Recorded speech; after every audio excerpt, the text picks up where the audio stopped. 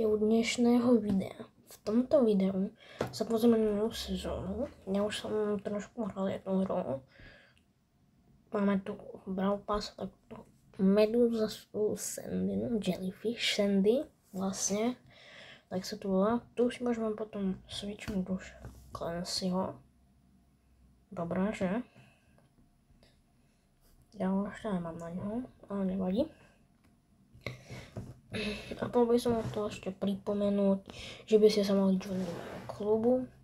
Poslednou dobou to dobrý typ celý pozrieť sa napríklad tento Robinko, má 22 000 trofej. Zavier Gruku, ktorý má 15 400. Tak potom by ste sa mali joiniť kľudne. Napadlo ma, že keď je tá Sandy na Brawl Pass, tak by sme si mohli aj pušnúť trošku.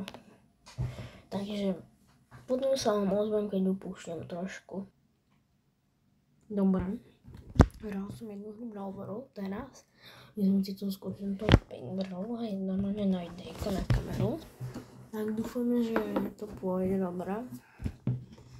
Dúfam, že to bude aj na trofeje. Na trofeje by som sa rád zahral takýto nový event. No takže to je ako Brawl Ball, že by... Ja to musíš držať, alebo čo musíš? Ju musíte zafarbiť to. To musíte zafarbiť tou jelly to už chápem. Tak idem asi fajtiť skôr. Tento náš kód tu bude farbiť. No a vyhrali sme GG. To mi to posiela. No, teraz to tu zafarbíme v pohodičke a hotovo. Easy win. Dúfam, že to je na trofeje. Je to na trofeje, že?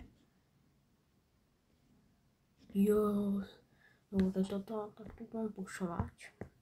Dobre, sa vám ozvem, keď dám 400k, alebo ako sa tomu hovorí čus.